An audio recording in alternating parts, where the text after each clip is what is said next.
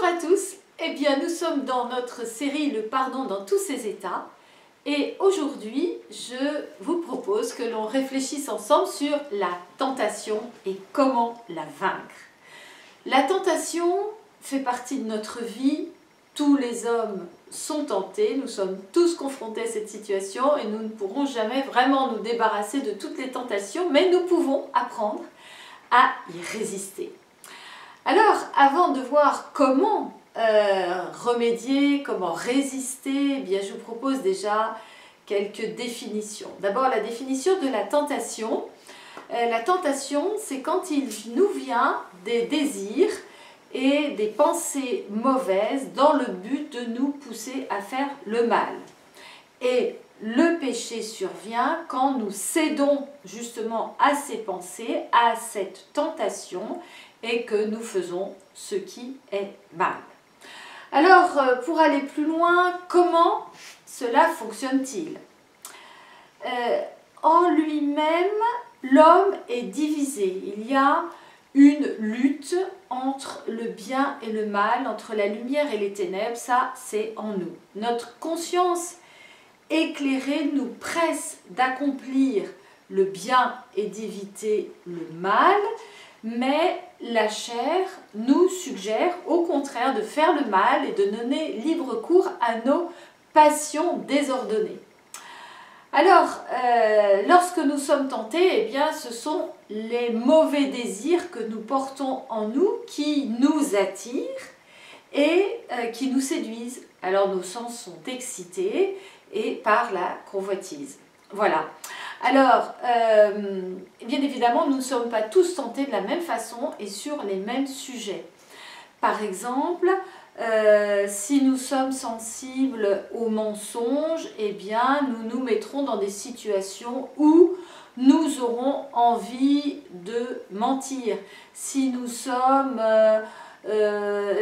aimons les querelles, nous nous mettrons en contact avec des personnes querelleuses, avec des personnes qui aiment critiquer, qui aiment transmettre des ragots, des calomnies, etc.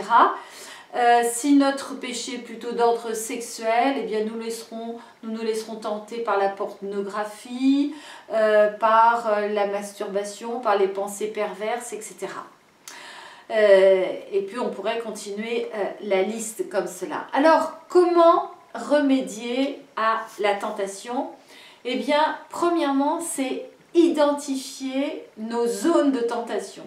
Ce à quoi nous sommes plus attirés. Quelles sont nos zones de faiblesse en fait, hein, pour pouvoir nous en éloigner. Nous éloigner de tout ce qui nous tente. Par exemple, je me rappelle du témoignage d'un homme qui était particulièrement tenté par la télévision et qui se laissait prendre son temps et par des émissions absolument sans intérêt et qui ne l'amenaient pas au bien et au beau et au bon, et qui un jour, à force d'être sujet à cette tentation, il a fini par prendre sa télé et à la balancer par la fenêtre.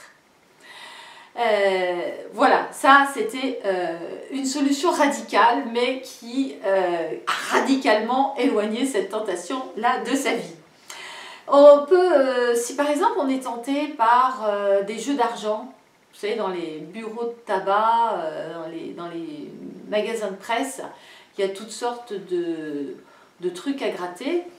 Eh bien, si on est tenté par ce genre de choses, eh bien, on peut décider soit de ne pas passer devant le bureau de tabac, d'écarter nos pas, de ne pas prendre l'argent nécessaire pour éviter bien d'être tenté et d'acheter ces jeux d'argent. Jésus nous dit dans l'évangile de saint Marc, si ta main pour toi une occasion de chute, coupe-la. Eh bien, le fait de décider de nous éloigner de lieux de tentation, c'est un peu comme me dire, eh ben, je décide de, voilà, je coupe ma main. Hein, c'est un peu comme eh bien, mettre en pratique cette recommandation de Jésus. Ensuite, eh bien, il y a aussi l'autre solution, c'est couper la relation avec les personnes qui nous entraînent dans la tentation. Par exemple, ne pas aller à telle soirée où l'on sait qu'il y aura de l'alcool, de la drogue et toutes sortes de sujets dans lesquels nous pourrons tomber, nous laisser aller. Ne pas fréquenter les personnes qui organisent ce genre de temps festif. Ne pas fréquenter toutes ces personnes qui vont nous entraîner dans la drogue et dans l'alcool. Et si on a ce genre de personnes dans nos relations on s'est déjà laissé entraîner, et bien dire, on coupe, on rompt ces amitiés-là qui finalement n'en sont pas. C'est Saint Paul qui nous dit dans les Corinthiens, ne vous y trompez pas, les mauvaises compagnies corrompent les bonnes mœurs. Les mauvaises compagnies corrompent les bonnes mœurs, donc la meilleure solution, c'est de couper avec les mauvaises compagnies. Et puis, encore notre sujet, c'est éviter l'oisiveté, puisque c'est souvent par là aussi que le mal rentre et que la chair revendique des droits qu'elle n'a pas à avoir. Deuxième sujet, c'est entretenir une vie de prière et de méditation de la parole de Dieu. Jésus nous dit aussi, veillez et priez en tout temps pour ne pas entrer en tentation. L'esprit est ardent, mais la chair est faible. Donc plus nous passons du temps dans la présence de Dieu, plus notre pensée et notre agir seront façonnés par lui, et plus notre comportement sera à sa ressemblance, à sa suite, imprégné de sa présence, imprégné du Saint-Esprit. Le Saint-Esprit, dans la prière, va venir, va nous rendre forts pour lutter contre la tentation. Ensuite, quand nous prions le Notre Père, que disons-nous? Ne nous laisse pas entrer en tentation et délivre-nous du mal. Ne nous laisse pas entrer en tentation, ça ne veut pas dire que Dieu suscite des tentations, mais donne-nous la force de lutter contre la tentation et délivre-nous du mal, c'est-à-dire délivre-nous du malin, de celui par qui la tentation arrive. Plus nous méditerons la parole de Dieu, plus nous apprendrons des versets par cœur, plus nous pourrons les proclamer, les annoncer au moment où la tentation viendra nous attraper.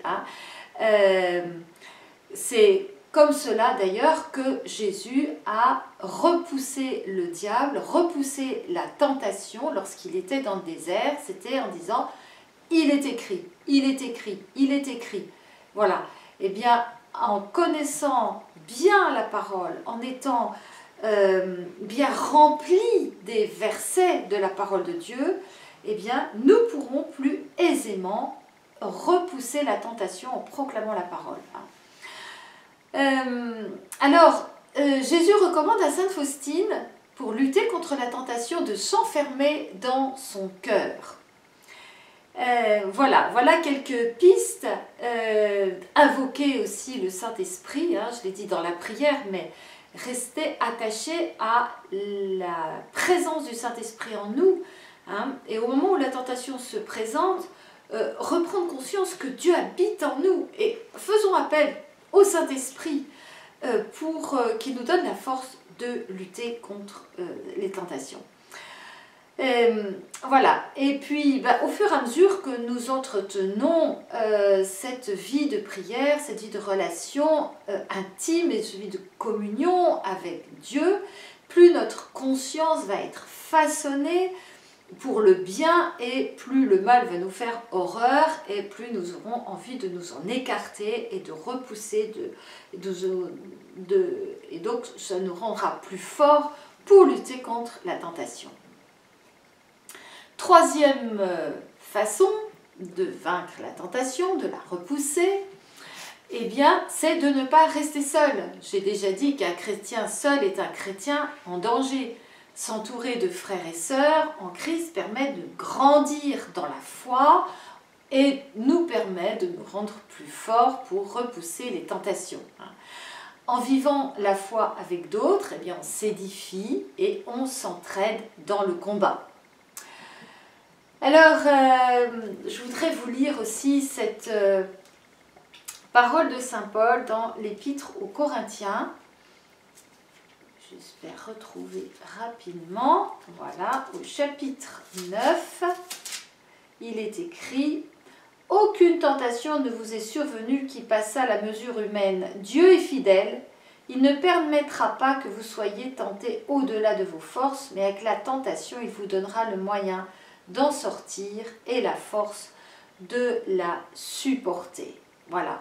Si nous restons attachés au Seigneur, eh bien, nous serons forts. Hein. Voilà, la tentation ne peut dépasser la mesure humaine. Enfin, quatrième point, déposer dans le sacrement de la réconciliation ce qui nous conduit au péché.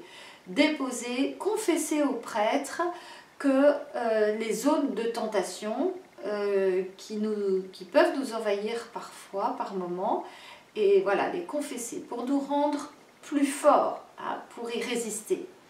Et enfin, rechercher une aide appropriée si la tentation eh bien, a conduit à l'addiction. Hein. Pour vaincre l'addiction, eh bien, il faut prendre aussi des moyens, s'entourer de personnes formées et qui pourront nous aider à vaincre l'addiction à l'alcool, à la drogue, à la pornographie, aux jeux d'argent. Faire appel à une relation d'aide dans l'Église pour vaincre ces tentations et ces addictions. Voilà, pour terminer ce temps de partage, je voudrais citer cette belle promesse que nous pouvons lire dans l'Épître de Saint Jacques. « Heureux l'homme qui supporte patiemment la tentation, car après avoir été éprouvé, il recevra la couronne de vie que le Seigneur a promise à ceux qui l'aiment. » Voilà la récompense que Dieu nous promet à ceux qui supportent la tentation, qui ne succombent pas à la tentation. Voilà, prions.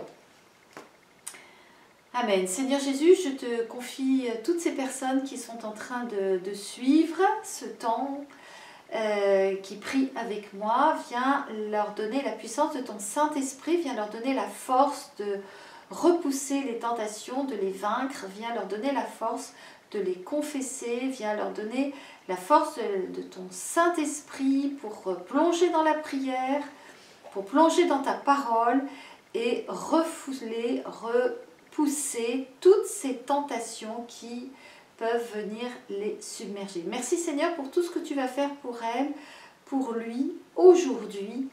Amen. Béni sois-tu. Amen. Eh bien voilà, bonne journée. Nous nous retrouvons demain pour la dernière de la semaine. Je parlerai de la puissance de la confession. Je vous souhaite une bonne journée. Soyez puissamment bénis. Si vous avez aimé, n'oubliez pas de liker, de transmettre le lien à votre réseau et d'activer la cloche des notifications.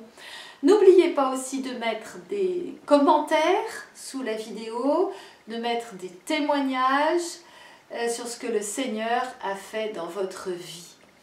Voilà, soyez puissamment bénis et à demain!